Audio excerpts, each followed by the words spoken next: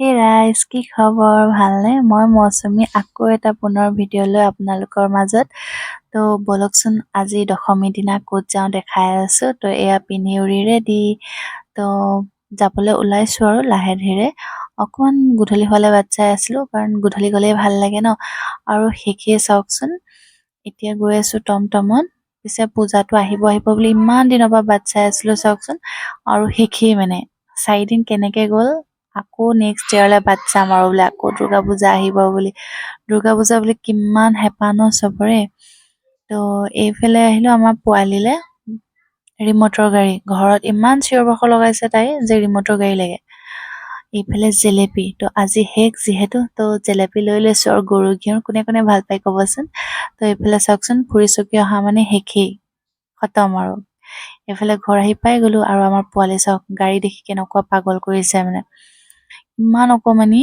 তাই ভালকে মাতেই স্পষ্ট হোৱাকে নাই কিন্তু ৰিমটৰ গাড়ী লাগে যে জানিছে মানে ক'বলৈ ৰিমটৰ গাড়ী লাগে তাই বৌকে মোকে কৈ পঠিয়াইছে মানে ফোন কৰি কৈছে ৰিমটৰ গাড়ী লৈ আহিবা তো এয়া মা উলিয়াই দি আছে নে কেনেকে কি কৰিব কেনেকে খুলিব একদম হেঁপাহত গৈ ৰিয়েকশ্যন চাবলগীয়া মানে তাইৰ ইমানেই হেঁপাহত গাড়ীখন হেৰি কৰিছে ইমান মৰম লগাকে তো এয়া মা আৰু তাইৰ চাওকচোন নাতি আৰু দাদীয়েকৰ মৰম এইপিনে কেনেকে খুলিব অন কৰিব চলাব কিমান হেঁপাহ এইপিনে আব্বা আহিছে দেখাইছে কেনেকে খুলিব লাগে অন কৰিব পৰা নাই হেতি অন হৈ গ'ল দেই লাইট জ্বলিছে কিন্তু লাইটটো মানে কি দেখা নাই লাইটৰ পোহৰৰ কাৰণে ৰুমটো লাইট অন হৈ আছে যিহেতু সেইফালে সোমাই গ'ল কেনেকুৱা খুচি চাব দেই তাই মুখৰ ৰিয়েকশ্যনটো চাব গাড়ীখন গ'লে ইমানে ধুনীয়াকে হাঁহিটো মাৰে নহয় হাঁহিটো দেখিয়ে মানে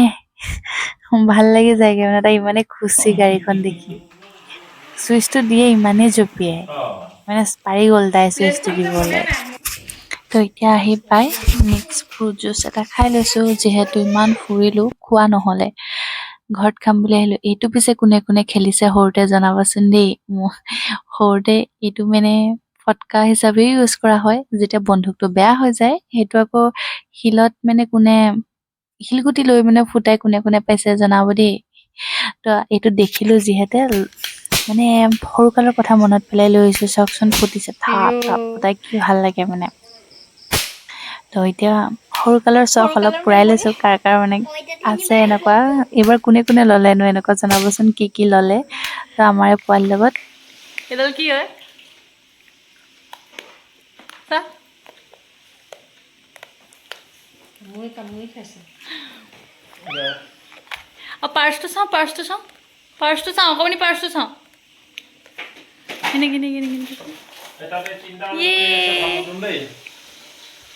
এইটো কাৰ পাৰ্চ জাইৰা পাৰ্চ নে জাইৰাৰ বাবা আৰু এইটো কি খাইছা খতম দি থৈ দিলা ললিপপ কৈ দিয়া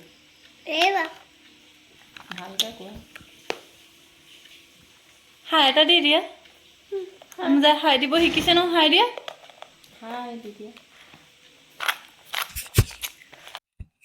তো কালি ভিডিঅ' কৰা নহ'লে আৰু আজি কৰিছো আজি নেক্সট ডে তো এতিয়া চাওকচোন ৰাবাব টেঙা চাটনি লৈ বহি গৈছো আৰু মানে 10টা 11মান বাজিলে তো চবে মিলি লৈ ৰাবাব টেঙা বতৰটো যিহেতু ধুনীয়া তো ৰাবাব টেঙা চাটনি চবে কৰি লৈ খাইছো ইমানেই টেঙা কোনো খাব নোৱাৰিলে তো গোটেই বলটো মোকে দি দিলে মই আৰু টেঙা খোৱাত ভাল মানে তো এইফালে কচুলতি কোনে কোনে খাইছে জনাবচোন এইফালে মা আৰু ওচৰৰ লগৰ এজনী তাইও কি কয় কচুলতি তো এইফালে চাওকচোন আমাৰ দুগু মাইনাই কি কৰি আছে এইবোৰ ধূলি খেলি আছে চাওকচোন কেতিয়াবাহে খেলা হয় সদায় নহয় কেতিয়াবা দিওঁ আৰু খেলিবলৈ যিহেতু অকমানিতে এইবোৰ নেখেলিলে কেতিয়া খেলিব আৰু তো সেয়াই তো এতিয়া বলক কচুলতিৰ ৰেচিপিটো শ্বেয়াৰ কৰোঁ ভাবিলোঁ মই খাইছোঁ যেতিয়া যিহেতু আপোনালোকৰ লগতে শ্বেয়াৰ কৰোঁ তো এতিয়া কচুলতিখিনি ফাৰ্ষ্টত বইল কৰি ল'লোঁ বইল কৰি পেলাই ৰাখিলোঁ এখন কেৰাহীত মিঠাতেল দি মেলি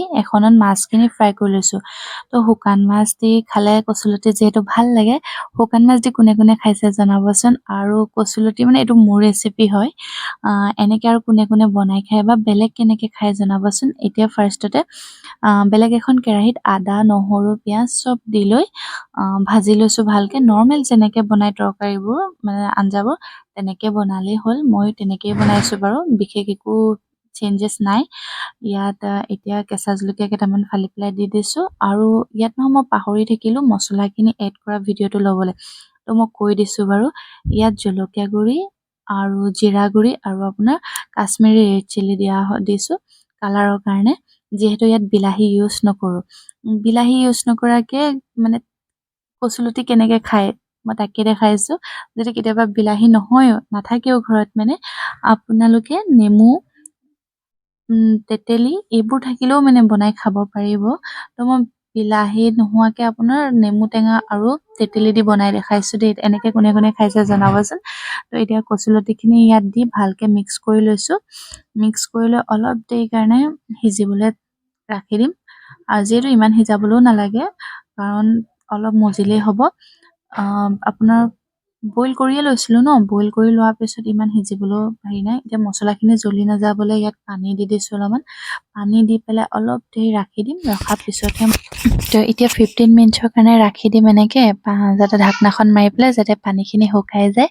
এইফালে চাওকচোন, এতিয়া 15 মিনিটছ হৈ গ'ল, পানীখিনি শুকাই গ'ল। তো এতিয়া আগত যোনখিনি ভাজি লৈছিলোঁ শুকান মাছখিনি, সেইখিনি তাত দি দিছোঁ। যাতে ইমান লৰালে কাৰণ ভাঙি যাব বেছিকৈ, আৰু ভাঙি গ'লে সোৱাদটো নাহিব। তো অলপ অলপকৈ লৰাই পেলাই মই ওপৰতে এনে দি দিছোঁ। আৰু মই কৈছিলোঁৱে ন বিলাহী নোহোৱাকৈ দেখাইছোঁ। তো বিলাহী নোহোৱাকৈ কেনেকৈ বনাব পাৰে, বিলাহী নহ'লেও আপোনালোকে কাজি নেমু আৰু তেতেলী টেঙা থাকিলেও দুইটা এড কৰি পেলাই এনেকৈ মিলাই লৈ দি দিব পাৰে। খাবলৈ ভালেই লাগে, বিলাহী নিদিয়াতছেও বহুত ভাল লাগে বাৰু। আৰু যাৰ ঘৰত কাজি নেমু আৰু গোল নেমু আছে গছ, তাৰপৰা পাত 4-5 কিলোমান দি দিবচোন, ফ্লেভাৰটো সোমাই যায়, বহুত ভাল লাগে। আৰু এইফালে চাওক মোৰ কচুলতি ৰেচিপি ৰেডি। তো এনেকৈ ট্ৰাই কৰি চাবচোন আপোনালোকৰ ঘৰত, আৰু আপোনালোকৰ ৰেচিপিবোৰ মোক শ্বেয়াৰ কৰিব। তো ভিডিঅ'টো শেষলৈকে চোৱালৈকে ধন্যবাদ।